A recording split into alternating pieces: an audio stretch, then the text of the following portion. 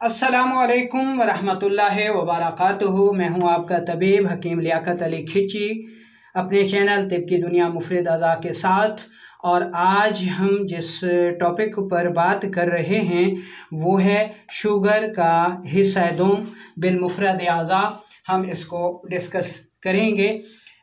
इससे पहले इस मौजू पर 2 वीडियोस मैं बना चुका हूँ।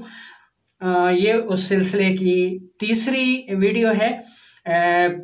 उसमें इसका जो हिस्सा दोम है उसको हम इंशाल्लाह डिस्कस करेंगे।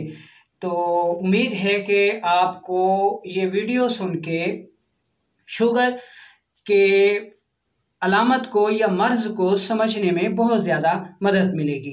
ये वीडियो जहाँ अतिबा के लिए बेहद अहम है वहाँ आवामुन्नास के लिए भी इसको समझने में मदद मिलेगी, क्योंकि जो लोग सिर्फ एक फ़िक्रे में सवाल करते हैं जी कि शुगर का इलाज बता दें, यानी वो ये समझते हैं कि शुगर कोई ऐसी मूंगफली है कि कोई भी तबीब जो है उसको आपको कोई राई धमासा या कोई भी चीज़ बता देगा जी कि ये शुगर का इलाज है। ऐसा नहीं है। शुगर बेहद अज़ियतनाक अलामत है जिसने पूरी दुनिया के 3/4 हिस्से को अपनी लपेट में ले रखा है और इसका कोई इलाज नहीं है। इसलिए नहीं है कि ये मर्ज़ ही नहीं है, क्योंकि इलाज मर्ज़ का होता है और जो मर्ज़ ही ना हो तो फिर उसका इलाज क्या। कानून मुफरद अज़ा शुगर को मर्ज़ नहीं समझता बल्कि एक अलामत करार देता है। तो दोस्तों, अपने टॉपिक की तरफ बढ़ने से पहले आपसे गुजारिश है कि अगर आपने हमारा चैनल सब्सक्राइब नहीं किया तो जल्दी से इसे सब्सक्राइब कर लें और साथ लगे घंटी के बटन को भी दबा दें, ताकि तिब व सेहत के मौजू पर हर नई आने वाली वीडियो आपको सबसे पहले मिल सके। तो दोस्तों, जब तक किसी चीज़ को हम सेहत की हालत में नहीं समझेंगे हम मर्ज़ की सूरत में उसका इलाज नहीं कर सकते। यही हाल शुगर का भी है। हमें शुगर को सेहत की हालत में समझना होगा कि सेहत की हालत में जो है वो शुगर क्या है, और मर्ज़ की हालत में जब ये बिगड़ती है तो इसकी क्या सूरत हाल हो जाती है। तो दोस्तों, कोई भी काम या फेल जो है वो कुव्वत के बग़ैर नहीं हो सकता। कोई भी काम कुव्वत या ईंधन के बग़ैर नहीं हो सकता। यही हाल हमारे जिस्म का भी है। हमारे जिस्म का कोई भी काम जो है वो कुव्वत और ईंधन के बग़ैर नहीं हो सकता। अब ईंधन क्या है? ईंधन जो हम खुराक खाते हैं ये हमारा ईंधन है। और ख़ुराक में कई चीज़ें हैं, बलगम भी है, सौदा भी है और सफ़रा भी है। ठीक है, ये तमाम ग़िज़ा जिसको हमने बलगम कहा, सौदा कहा और सफ़रा कहा, या साइंस की ज़बान बोलें तो इसको हमने कार्बोहाइड्रेट्स कहा, प्रोटीन कहा और फैट्स कहा। तो ये हमारे ग़िज़ा का अहम हिस्सा हैं। ये ग़िज़ाएँ जब हम खाते हैं तो इनसे क़ुव्वत पैदा होती है और क़ुव्वत से काम होता है और हमारा जिस्म अपनी कारकर्दगी को जारी रखता है। अब यहाँ पर समझने वाली बात ये है कि हमारी ग़िज़ा चूँकि 3 अहम हिस्सों पर मुश्तमिल है, जिसमें इसको हमने कार्बोहाइड्रेट कहा, जिसे हम बलगम भी कहते हैं, निशास्ता भी कहते हैं। दूसरी को हमने प्रोटीन कहा, जिसको हम सौदावी ग़िज़ाएँ या तुर्श ग़िज़ाएँ भी कहते हैं, और तीसरी को हमने फैट्स कहा। तो ये हमारी ग़िज़ाएँ हैं, इसको हम मुतवाज़िन ग़िज़ा भी कहते हैं। तो ये सारी खुराक हज़म होने के बाद शुगर में तब्दील हो जाती है। अब शुगर का फार्मूला क्या है जी? C6 है, H12 है और O6 है।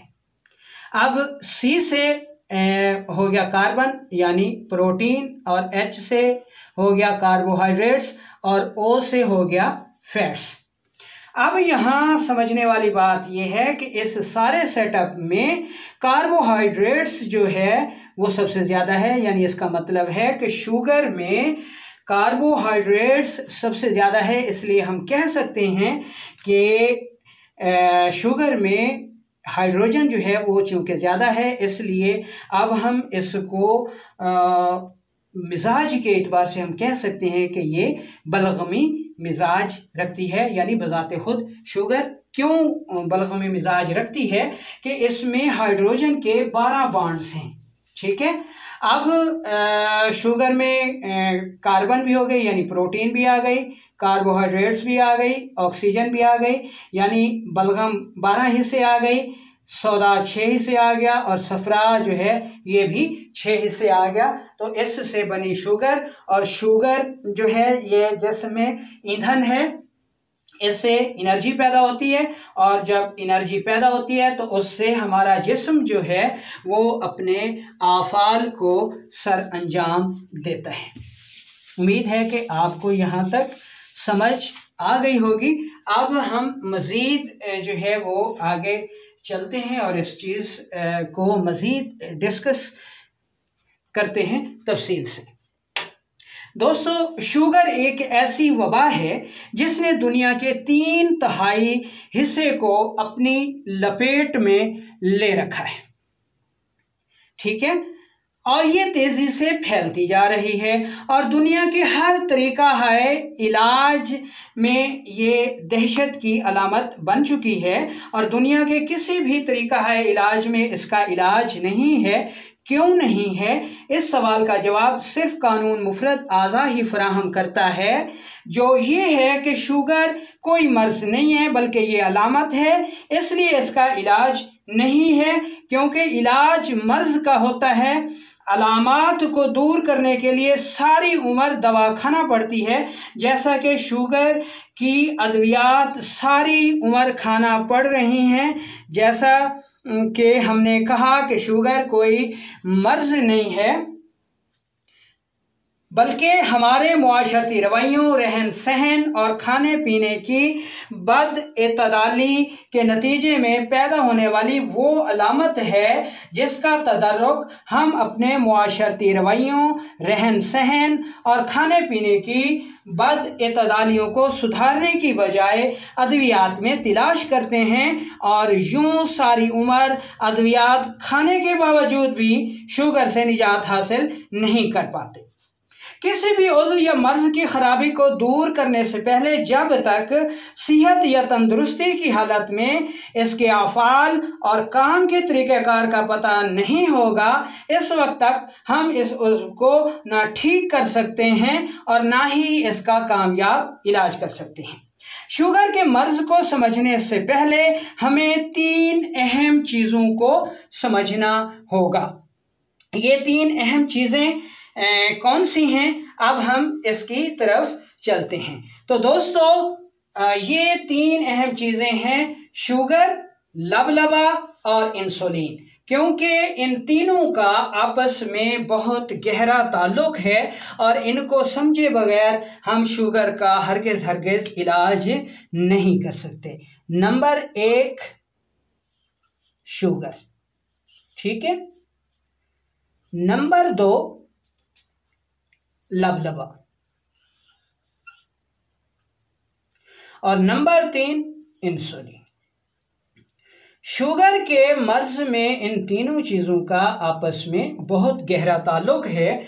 अब हम इन तीनों चीज़ों की वजाहत करते हैं, क्योंकि शुगर के मर्ज में इन तीनों चीज़ों का बेहद अहम किरदार है और इन्हें समझे बगैर हम शुगर जैसी वबा को शिकस्त नहीं दे सकते। अब हम तरतीब के साथ इन तीनों चीज़ों का मुख्तसर जायज़ा लेते हैं, क्योंकि इनका तफसीली ज़िक्र मैंने अपनी आने वाली किताब शुगर की तबाहकारियाँ और इसका बिलमुफरद आज़ा इलाज में कर दिया है। वो इंशाल्लाह बहुत जल्द मार्केट में आ जाएगी। तो अब हम सबसे पहले ये समझ लेते हैं शुगर को। शुगर का फार्मूला हमने आपको बताया C6H12 और O6 से, ठीक है जी। ये आ गया शुगर का फार्मूला। शुगर या मिठास का कीमियाई फार्मूला जो कि आप देख रहे हैं यही है, और हमारी खुराक यानी C6 ये कार्बन जिसको हमने उज़लाती ग़िज़ाएँ कहा या सौदावी ग़िज़ाएँ कहा, और H12 जो है ये कार्बोहाइड्रेट्स है, और O6 जो है ये हो गया जनाब फैट्स या सफरावी ग़िज़ाएँ। ये तमाम हाज़मे के अमल से गुजरने के बाद शुगर या मिठास में तब्दील हो जाती हैं और खून का हिस्सा बन जाती हैं। इसलिए कानून मुफरद अज़ा ये तहकीक बयान करता है कि जब तक खून में मिठास पैदा ना हो वो तरश्शे नहीं पाता और आज़ा की ग़िज़ा नहीं बन सकता। इस तरह हमारा जिस्म चूँकि खलियात से मिलकर बनता है और ये तमाम पुराने खलियात टूटते रहते हैं और इनकी जगह नए खलियात बनते रहते हैं।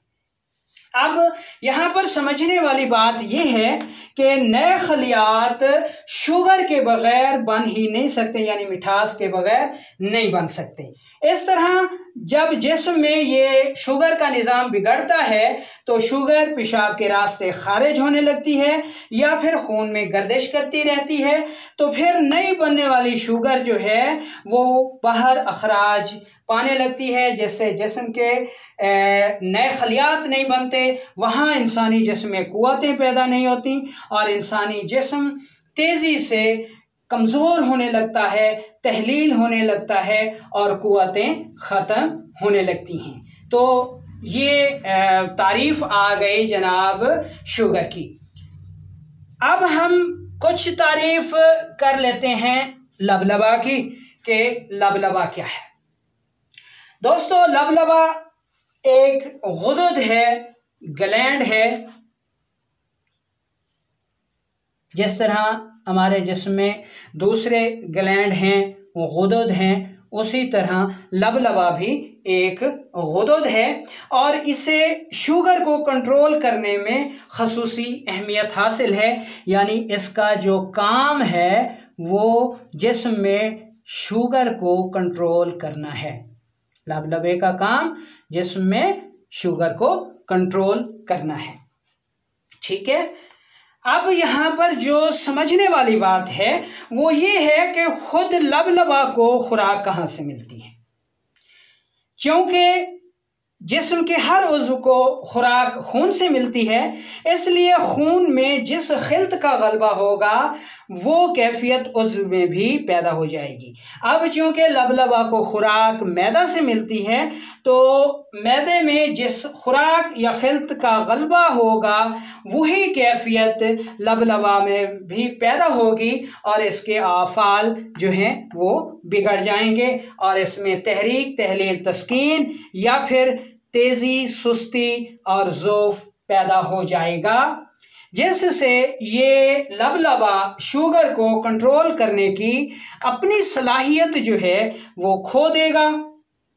लबलबा से एक किस्म की रतूबत पैदा होती है, हार्मोन पैदा होता है जिसे इंसुलिन कहा जाता है। अब ये इंसुलिन ही दरअसल शुगर को कंट्रोल करता है। ठीक है, यानी लबलबा के और भी बहुत से काम हैं, लेकिन जो इसका मेन काम है वो एक किस्म की रतूबत या हार्मोन पैदा करना है जिसको हम इंसुलिन कहते हैं, और इंसुलिन ही दरअसल जिस्म में शुगर को कंट्रोल करने की जिम्मेदार है। तो अब हम देखते हैं कि इंसुलिन क्या है। इंसुलिन एक हार्मोन है जो लबलबा से पैदा होता है। इंसुलिन इंसानी जिस्म में बेहद अहमियत की हामिल है। इसकी अहमियत का अंदाज़ा इस बात से लगाया जा सकता है कि ग्लूकोज जिससे नए खलियात बन नहीं सकते और पुराने खलियात को खुराक व क़ुव्वत ग्लूकोज से ही मिलती है, और ऑक्सीजन जो कि खलियात के लिए ज़िंदगी है, इंसुलिन के बगैर ये शुगर या मिठास खलियात के अंदर दाखिल ही नहीं हो सकती। यानी जब तक इंसुलिन दुरुस्त ना हो ये जो शुगर है ये इंसानी जिस्म में दाखिल नहीं हो सकती। ठीक है, ये इंसुलिन की अहमियत है। यानी जब तक इंसुलिन नहीं होगी शुगर खलियात के अंदर दाखिल नहीं होगी, खलियात को खुराक नहीं मिलेगी, ऑक्सीजन नहीं मिलेगी, उनका जो फुजला है कार्बन डाइऑक्साइड है वो खारिज नहीं होगा, जिसकी वजह से खलियात टूटने लगते हैं, सिकुड़ने लगते हैं और इन खलियात की जगह नए खलियात पैदा नहीं होते और क़ुव्वत पैदा नहीं होती, ताकतें पैदा नहीं होती, जिसकी वजह से इंसानी जिस्म तेज़ी से कमज़ोर होने लगता है। उम्मीद है कि आपको यहाँ तक ये अमल समझ आ गया होगा। अब इस अमल को मैं आपको एक मिसाल से समझाना चाहूँगा। दोस्तों, ये एक सिरिंज है जो एलोपैथिक में इंजेक्शन लगाने के लिए इस्तेमाल होती है, ठीक है। इसको शुगर के अमल से बआसानी समझा जा सकता है। इसमें 3 चीज़ें हैं। ये एक नीडल हो गई, अच्छा ये सिरिंज हो गई, ये इसका पिस्टन हो गया, ये इसमें खाली जगह है जिसमें टीके यानी दवाई जो है वो भरी जाती है इस सिरिंज में। ये उसका पिस्टन है जो कि दवाई को दबाता है और ये नीडल है, सुई है जो कि दवाई को जिस्म में दाखिल करती है। तो हम इस सिरिंज से इसके अमल को, सारे अमल को कैसे समझ सकते हैं, तो आइए मैं आपको इसकी तफसील बताता हूँ। इस सिरिंज को पूरी को जो है वो आप लबलबा समझ लें। ये पूरी सिरिंज, इसको आप लबलबा समझ लें। ये जो नीडल है इसको हम इंसुलिन समझ लें, यानी ये नीडल इंसुलिन हो गई, ये पूरी सिरिंज लबलबा हो गया। इसी तरह इस सिरिंज के अंदर जो दवा आती है उसको आप शुगर समझ लें। अब जिस तरह इस इंजेक्शन के ज़रिए दवा जो है, टीका जो है वो इंसानी जिस्म में जाता है, अब अगर ये सुई ना हो तो ये सिरिंज जो है वो दवा से भरी हुई तो है लेकिन ये दवा इंसानी जिस्म में नहीं जा सकती। अब ये सिरिंज ही ना हो तो टीके को जो है वो हम सिरिंज में भर ही नहीं सकते। तो बिल्कुल इसी असूल पर लबलबा इंसुलिन की मदद से शुगर को खलियात के अंदर दाखिल करता है। जिस तरह इस सिरिंज की मदद से हम दवा को इंसानी जिस्म में दाखिल करते हैं, अब अगर ये सिरिंज ना हो, ये नीडल ना हो, या इसका ये पिस्टन ना हो, या फिर ये सिरिंज ना हो, ठीक है, तो दवा या टीका जो है इंसानी जिस्म में दाखिल नहीं हो सकता। चाहे इस सिरिंज में दवा वाफिर मिकदार में मौजूद हो, ये पिस्टन दवा से भरा हुआ हो, अगर नीडल नहीं है तो दवा जिस्म के अंदर नहीं जा सकती। इसी तरह अगर इंसानी जिस्म में शुगर वाफिर मिकदार में मौजूद है लेकिन इंसुलिन नहीं है, तो ये शुगर जो है वो हमारे जिस्म में या हमारे खलियात में दाखिल नहीं हो सकेगी। उम्मीद है कि आपको सिरिंज की इस मिसाल से शुगर को समझने में आसानी होगी। तो अब हम आगे चलते हैं। जिस तरह सिरिंज की मदद से हम दवा को जिस्म के अंदर दाखिल करते हैं, बल्कि इसी असूल पर लबलबा इंसुलिन की मदद से शुगर को खलियात के अंदर दाखिल करता है। अब जिस तरह अगर नीडल ख़राब हो या टूटी हुई हो या इसका सुराख बंद हो तो दवा जिस्म में दाखिल नहीं हो पाती, या अगर सिरिंज ख़राब है तब भी दवा जिस्म में दाखिल नहीं हो पाती, या सिरिंज के अंदर दवा का कवाम ख़राब है तो भी दवा जिसमें दाखिल नहीं हो पाएगी।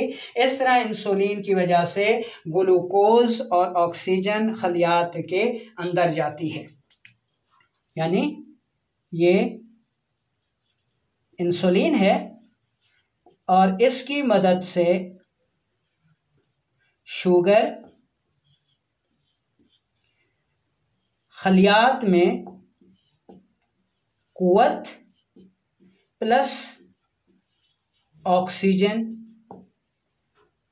दाखिल करती है, ठीक है।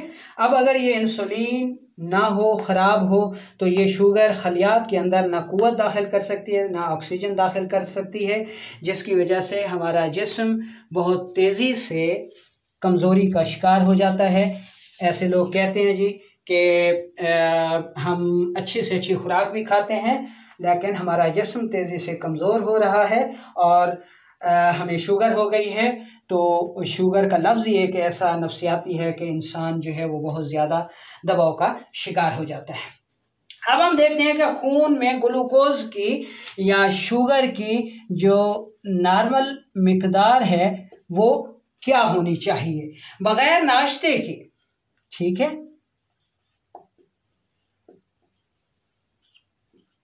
बिना नाश्ते के जिस्म में जो शुगर है वो 55 से 100 मिलीग्राम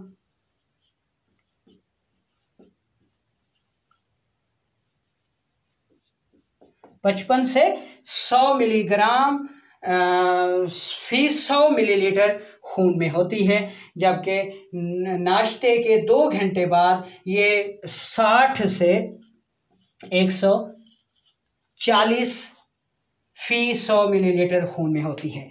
आमतौर पर 99% ग्लूकोज गुर्दों के जरिए दोबारा जज़ब होकर खून में शामिल हो जाती है, लेकिन अगर खून में ग्लूकोज की मिकदार 180 मिलीग्राम DL से बढ़ जाए तो गुर्दे उसे मुकम्मल तौर पर जज़ब करने से इनकार कर देते हैं। ऐसी सूरत में ग्लूकोज पेशाब के रास्ते खारिज होना शुरू हो जाती है। तो अब हम आपको शुगर की इकसाम बताते हैं जी कि शुगर की कितनी इकसाम है। दोस्तों, आमतौर पर शुगर को 2 इकसाम में तकसीम किया जाता है, यानी शुगर की 2 इकसाम हो गई। ये इकसाम कौन कौन सी हैं? ठीक है जी, नंबर 1 शुगर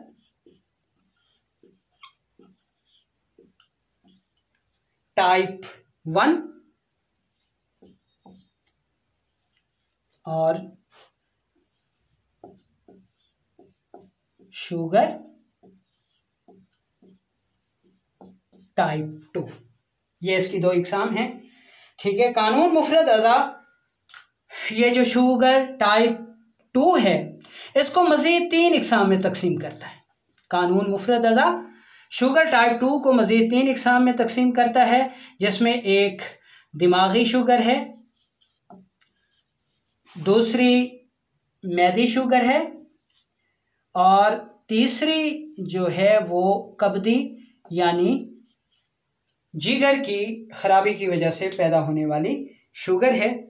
ये यहाँ पे हमने आपको कानून मुफरद अज़ा की जो इकसाम थी उनको बता दिया। इसको उज़लाती शुगर, गुद्दी शुगर और असाबी शुगर भी कहा जाता है। अब आम तौर पर जो शुगर के असबाब हैं वो हम आपको यहाँ पर बताते हैं जी, यानी मुसलसल ऐसी ग़िज़ाओं का इस्तेमाल जिनको हमारा निज़ाम इंहज़ाम हज़म नहीं कर सकता, मसलन मसनूई ग़िज़ाएँ जिनमें ब्रायलर मुर्गे, चीनी, बनास्पति घी और हाईब्रिड सब्ज़ियाँ व फल शामिल हैं। इसके अलावा किसी एक किस्म के ग़िज़ा का मुसलसल इस्तेमाल, वर्जिश ना करना, मुसलसल बैठ कर काम करना, कोला मशरूबात, फास्ट फूड, शराब नोशी, ज़िनाकारी, कसरत जमा, फैमिली प्लानिंग की अद्वियात का मुसलसल इस्तेमाल शुगर के अहम असबाब हैं जिनकी बिलमुफरद अज़ा आगे हम जाके जो है वो आपको बताएंगे। तो आम तौर पर जो इसकी अलामात हैं शुगर की वो क्या हैं वो हम आपको बताते हैं। शुगर की आलमी सतह पर तस्लीम करदा 4 अहम अलामात हैं।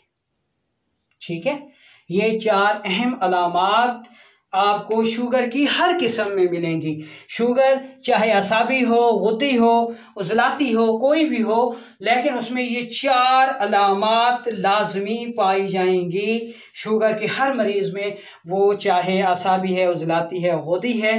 ये अलामात दर्ज झैल हैं। नंबर 1 प्यास की ज़्यादती,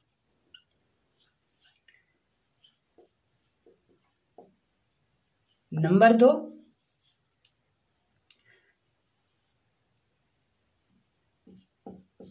पेशाब की ज़्यादती,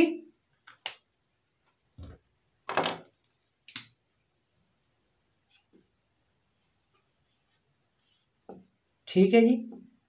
पेशाब ज़्यादा।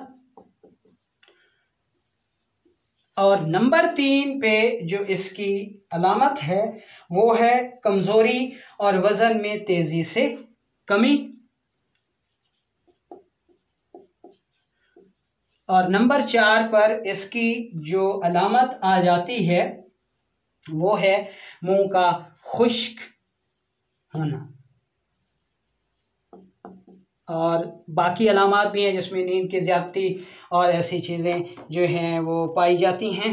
मसलन मुंह का खुश्क रहना, पाँव का सुन होना, बेहोश होना या चिंटियाँ रेंगना, जिनसी ख्वाहिश का ख़त्म हो जाना, नज़र का तेज़ी से कम होना, इसकी अहम अलामात हैं। ये इसकी अहम अलामात हो गई। अब आते हैं इसके इलाज की तरफ। अब जनाब फी ज़माना किसी भी तरीका है इलाज में इसका इलाज नहीं है, इलाज नहीं है, सिर्फ अलामती इलाज है। शुगर को कंट्रोल किया जाता है और फी ज़माना इंसुलिन लगाना इसका शाफी इलाज माना जाता है, लेकिन ये भी आर्जी और वक्ती है। अब हम शुगर और रस की इकसाम का कानून मुफरद अज़ा के मुताबिक जो है वो जायज़ा लेते हैं। तिब्बे साबिर के असूलों के मुताबिक शुगर जो है वो क्या है। ठीक है जी। अच्छा, कानून मुफरद अज़ा 3 हयाती और 1 बुनियादी उज़्व तस्लीम करता है। 3 हयाती और 1 बुनियादी। बुनियादी में हड्डियां हैं और हयाती में दिल, दिमाग और जिगर है। इसका मतलब ये है कि बुनियादी अज़ा जो हैं वो एक मर्तबा बन जाते हैं, फंक्शनल नहीं होते, जबकि ये जो हयाती अज़ा हैं ये इंसानी जिस्म में फंक्शनल हैं, ऑपरेट होते रहते हैं, काम करते रहते हैं। अब इसको एक आम मिसाल से मैं आपको समझाना चाहूँगा, क्योंकि बहुत सारे साथियों को ये चीज़ समझ नहीं आती, जिसकी वजह से वो कंफ्यूजन का शिकार रहते हैं। तो इसको मैं आपको समझाने की एक बेहतरीन मिसाल आपको देना चाहूँगा, जिससे उम्मीद है कि आपको समझने में आसानी रहेगी। हमने जैसा कि पढ़ा कि इंसानी जिस्म जो है वो एक मशीन है, एक गाड़ी है, कार है, ठीक है। इसमें इंजन है, इसकी बॉडी है, इसके टायर हैं, ठीक है। ये इसकी बुनियाद है, ठीक है, ये बुनियाद है। अब इस गाड़ी की हयात क्या है? इस गाड़ी की हयात है पेट्रोल, मोबिलाइल प्लस पानी। पानी जो इंजन को गर्म होने से बचाता है, मोबिलाइल जो पुर्जों को घिसने से बचाता है, और पेट्रोल जो इसको रवा दवा रखता है। ये चीज़ें हयात हैं। बिल्कुल इंसानी जिस्म को भी आप इस तरीके से समझ सकते हैं कि हड्डियां जो हैं वो बुनियाद हैं, और दिल, दिमाग, जिगर जो है, जो पेट्रोल, मोबिलाइल और पानी हर वक्त फराहम करता रहता है, इसको हयात कहा जाता है। उम्मीद है कि आपको इस मिसाल से हयाती और बुनियादी आज़ा के समझने में काफ़ी मदद मिलेगी। दोस्तों, इंसानी जिस्म में कानून मुफरद अज़ा जो है वो शुगर को यानी मिठास को 3 हिस्सों में तकसीम करता है, ठीक है। और ये भी कहता है कि खून जो कि इसका तमाम जिस्म का खुराक देने का ज़िम्मेदार है, वो खून जब तक मीठा ना हो वो तरशे नहीं पा सकता। तो कानून मुफरद अज़ा मिठास की 3 इकसाम तस्लीम करता है। हकीकी मिठास जो बिल्कुल मीठी होती है। नंबर 2 तुर्श मिठास।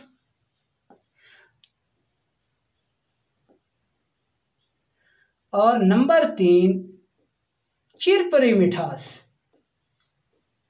कानून मुफरद अज़ा इसको शुगर को 3 हिस्सों में तकसीम करता है। अब शुगर का फार्मूला C6 H12 और O6। अब ये हकीकी मिठास जो है ये आ गई जी H12। ये जो तुर्श मिठास है ये आ गई कार्बन। और ये जो O6 है ये मिठास आ गई चिरपरी मिठास। ठीक है। तो अब इंसानी जिस्म में हकीकी मिठास सबसे ज़्यादा है H12। ठीक है, यानी 12 हिस्से या 12 बांड जो हैं वो हकीकी मिठास है। और हमने शुरू में पढ़ा कि अल्लाह ताला ने इंसानी जिस्म को बेहतरीन कवाम पर पैदा किया। अब चूँकि इसमें देखें कि जब तक खून मिठास हासिल नहीं कर लेता वो उसका तृष्य होना जो है मुमकिन नहीं होता। हकीकी मिठास कार्बोहाइड्रेट्स की है और बलगम की है। बलगम क्या है? रतूबात हैं। तो जब तक जिसमें रतूबात ज़्यादा नहीं होंगी, वाफिर नहीं होंगी, हमारा जो खून है वो तृष्य नहीं कर सकता और जिस्म के किसी भी उज़्व को, जिस्म के किसी भी पुर्जे को जो है वो खुराक मुहैया नहीं कर सकता। तो अब आपको ये समझ आ गई कि मिठास की कितनी इकसाम हैं और ये कैसे पैदा होती हैं। ये जनाब हकीकी मिठास जो है ये बलगमी या कार्बोहाइड्रेट्स वाली ग़िज़ाओं से पैदा होती है और इसका जायका जो है ये हकीकी मिठास होती है। ठीक है जी। ये मिठास कार्बोहाइड्रेट्स या बलगमी ग़िज़ाओं या आसाबी ग़िज़ाओं से पैदा होती है और इस मिठास से आसाबी खलियात बनते हैं और कार्बोहाइड्रेट से जो क़ुव्वत पैदा होती है वो एनर्जी कहलाती है। और एनर्जी इंसानी जिस्म में एहसासात के काम कराती है, जैसा कि दिमाग का फेल है। ठीक है। अब नंबर 2 तुर्श मिठास। ये तुर्श मिठास जो है ये सौदावी प्रोटीन वाली ग़िज़ाओं से पैदा होती है।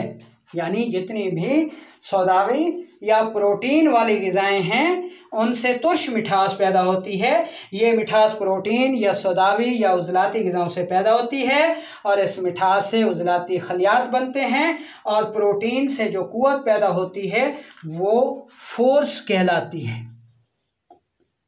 फोर्स कहलाती है और ये हरकत के काम कराती है और उज़लात का काम हरकत कराना ही है। अब नंबर 3 पे आ जाता है जनाब चिरपरी मिठास। ये मिठास सफरावी ग़िज़ाओं से या फैट्स से पैदा होती है। यानी चिरपरी मिठास जो है ये सफरावी या फैट्स वाली ग़िज़ाओं से पैदा होती है और इस मिठास से गुदी खलियात बनते हैं और फैट्स से जो क़ुव्वत पैदा होती है वो पावर या हीट कहलाती है। और पावर या हीट जो है ये तहलील का काम करती है, किसी भी चीज़ को पिघलाने के काम आती है। ठीक है। तो दोस्तों ये यहाँ तक अब हम अपने टॉपिक को ख़त्म करते हैं। अगले वीडियो में इंशाअल्लाह हम मुफरद अज़ा तिब साबिर के तहत आसाबी शुगर यानी दिमागी शुगर, जिसको हकीकी शुगर भी कहा जाता है, या फिर मैदी शुगर जो कि कल्ब की दिल की ख़राबी की वजह से पैदा होती है, मैदे की ख़राबी की वजह से पैदा होती है, जिसको हम सौदावी शुगर भी कहते हैं। और तीसरी किस्म शुगर की जो है कब्दी शुगर है, जो जिगर और गुर्दों की सोजिश की वजह से पैदा होती है। उसका आपको माहियत उसकी बयान करेंगे, पैथोलॉजी बयान करेंगे और इंशाअल्लाह उसका इलाज भी बताएंगे। आपके ज़हन में इसके मुतल्लिक जितने भी सवालात हों वो आप कीजिए, इंशाअल्लाह उनका तसल्ली बख्श जवाब दिया जाएगा। वालेकुम अस्सलाम व रहमतुल्लाहि व बरकातुहू।